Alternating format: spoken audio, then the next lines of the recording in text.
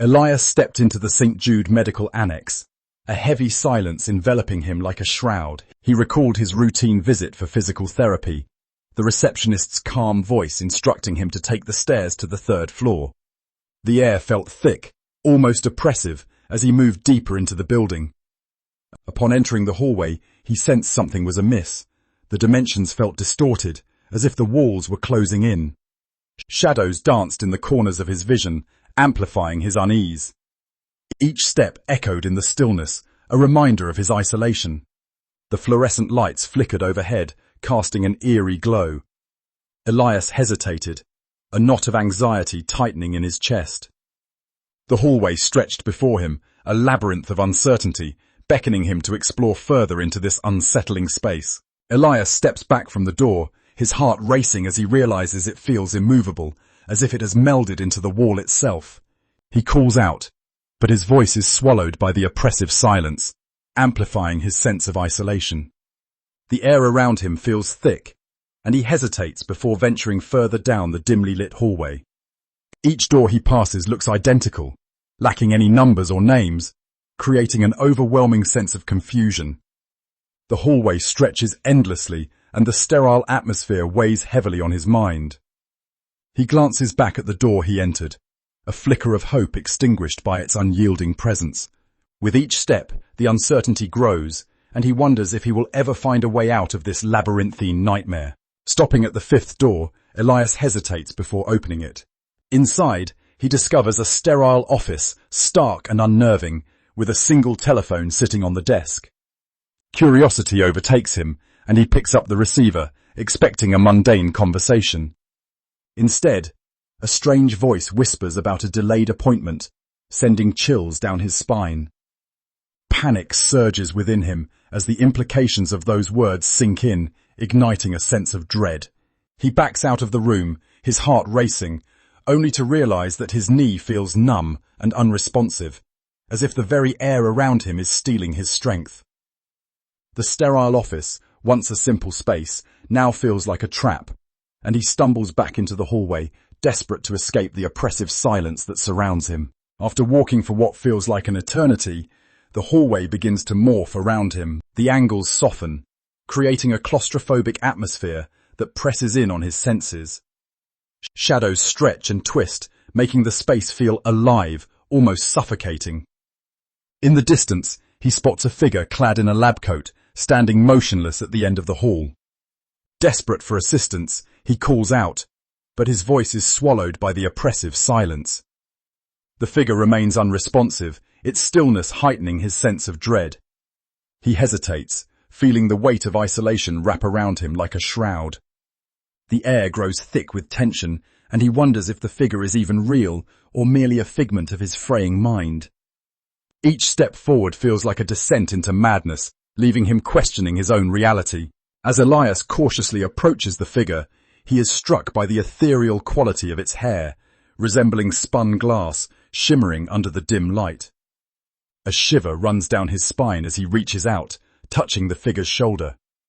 In an instant, it pivots to face him, revealing a featureless visage adorned with a peculiar speaker grill. The air thickens with tension as the figure instructs him to have his insurance card ready, its voice devoid of emotion. A wave of dread washes over Elias, and the absurdity of the situation ignites a primal fear within him. Overwhelmed, he lets out a piercing scream, the sound echoing through the oppressive hallway. In a frantic rush, he turns and flees, heart racing, desperate to escape the chilling encounter that threatens to consume him. Elias sprints down this hallway, the walls around him pulsating with a surreal bleed of color, as if the very structure were alive. The floor beneath his feet feels grotesquely reminiscent of dried skin, heightening his sense of dread. As he reaches a junction, he is met with two signs. One points toward the archive, while the other beckons him to the basement. With desperation clawing at his mind, he chooses the archive, hoping it might hold the key to his escape. The air is thick with anticipation, and each step feels heavier than the last.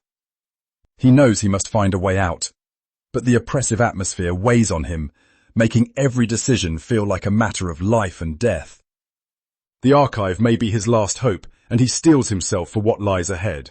Inside the archive, Elias is engulfed by the sight of filing cabinets, stretching endlessly into the thick fog that clings to the air. The atmosphere feels heavy, almost alive, as he approaches one of the cabinets.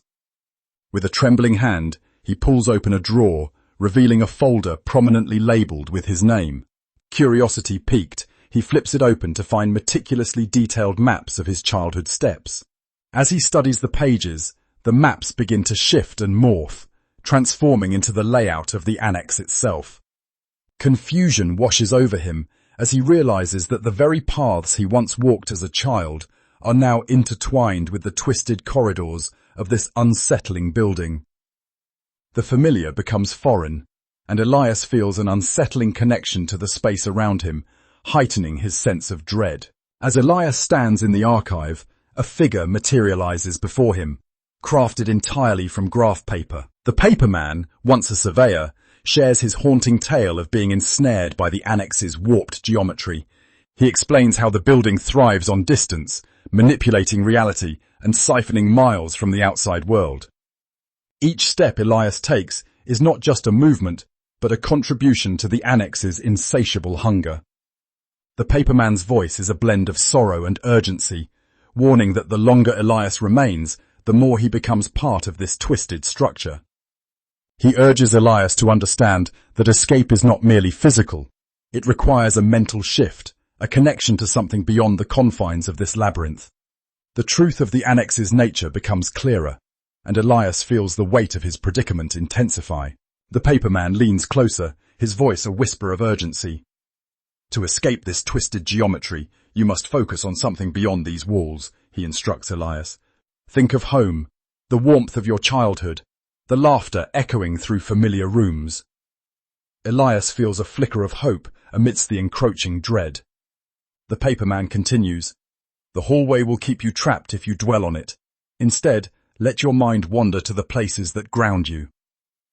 Elias closes his eyes, picturing the worn steps of his front porch, the scent of his mother's cooking wafting through the air. The oppressive weight of the annex begins to lift as he clings to these memories. Remember, the paperman urges, the path to freedom lies in your heart, not in this maze. Elias nods, determination igniting within him.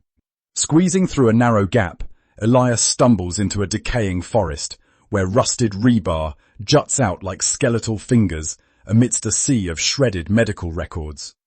The air is thick with an oppressive silence, a silence that feels alive and suffocating. Suddenly, that silence shatters as the sound of the archivist echoes through the twisted landscape, now transformed into a menacing figure. His presence looms larger, a relentless predator in this surreal realm. Elias can feel the weight of dread pressing down on him as he glances back, heart racing. The archivist's voice, once calm, now drips with malice, promising consequences for Elias's escape. Panic surges within him, fueling his desperate need to flee deeper into this nightmarish environment where every shadow seems to harbour a threat. The archivist looms over Elias, a twisted figure of authority, revealing his debts to the facility with a chilling grin. He threatens to repurpose Elias's legs, a fate that echoes with dread in the sterile air. The words hang heavy, suffocating Elias as he grapples with the weight of despair. Yet amidst the terror, a flicker of hope ignites within him. He recalls the paperman's advice, urging him to focus on memories of home. Elias digs deep into his mind, summoning images of laughter, warmth, and the smell of fresh bread from his childhood kitchen. Each memory becomes a lifeline, pulling him away from the nightmare. With determination, he fights against the archivist's menacing presence, clinging to the essence of who he is, desperate to escape the grasp of the annex. As Elias runs, the ground beneath him shifts unpredictably, each step a battle against the annex's relentless pull. He feels the oppressive geometry closing in, warping his sense of direction and reality. In a moment of clarity, he declares his identity, shouting his name and address into the suffocating silence, an act of defiance against the disorienting forces around him. He fights to assert his humanity, reminding himself of who he is amidst the chaos. The walls seem to pulse with a life of their own, but he refuses to be consumed. With each declaration, he feels a flicker of strength, pushing back against the annex's grip. Elias knows that to escape, he must hold on to his essence, grounding himself in the truth of his existence as he races toward freedom. As the world begins to tear apart, the eggshell sky fractures, revealing an unfathomable void that looms ominously above. Elias feels a sudden rush, plummeting through the chaos until he lands on the familiar carpet of the St. Jude Medical Annex. The fluorescent lights buzz above him, casting a sterile glow that contrasts sharply with the disarray he just escaped. The air feels thick with an unsettling normalcy, as if nothing had changed. He takes a moment to gather himself, the hum of the lights a reminder of the mundane. Yet beneath this facade, a sense of dread lingers. Elias knows that the horrors he faced are not far behind, and the weight of his experience presses down on him, urging him to confront the reality of his situation. Martha, the receptionist, rushes to Elias's side, her brow furrowed with concern. Her presence feels like a lifeline in the chaos that enveloped him moments before. As he takes a deep breath, Elias feels a wave of relief wash over him, accompanied by the sharp return of his physical pain. It reminds him he is alive, anchored in reality. Martha informs him that the elevators are operational again, but the news does little to soothe his racing heart. Instead, an overwhelming urge to escape surges within him, a primal instinct urging him to flee the confines of the annex. The sterile walls, once a source of comfort, now feel like a cage. He glances at the exit, torn between gratitude for safety and the desperate need to break free from this disorienting place. Elias bursts through the doors of the St. Jude Medical Annex, his heart racing as he steps into the chaotic city outside. The cacophony of honking horns, shouting pedestrians, and the vibrant colours of life fill him with gratitude. Each imperfection in the bustling streets reminds him of the reality he craved, a stark contrast to the oppressive silence of the annex. He weaves through the throngs of people, feeling the warmth of sunlight on his skin, grounding himself in the familiar chaos. Arriving at his home, he quickly shuts the door behind him, barricading himself inside. The walls feel like a protective embrace, offering solace from the horrors he just escaped. In this familiar space, he takes a deep breath, allowing the weight of the world to settle, reaffirming his connection to reality. As he pours himself a glass of water, the unsettling silence wraps around him once more, a familiar, yet disconcerting presence. The world outside his window reveals only the sterile hallway of the annex, a haunting reminder that he has unwittingly carried the distance home. Each drop of water splashes against the glass, echoing the emptiness he feels inside. Suddenly, the phone rings, shattering the stillness. Its persistent tone pulls him closer, an irresistible force beckoning him to answer. He hesitates, knowing deep down that this call is not just a coincidence. It embodies the annex's true desire, an insidious lure to return to the place that twisted his reality. The weight of his decision looms heavy as he contemplates the connection between his home and the unsettling echoes of the annex.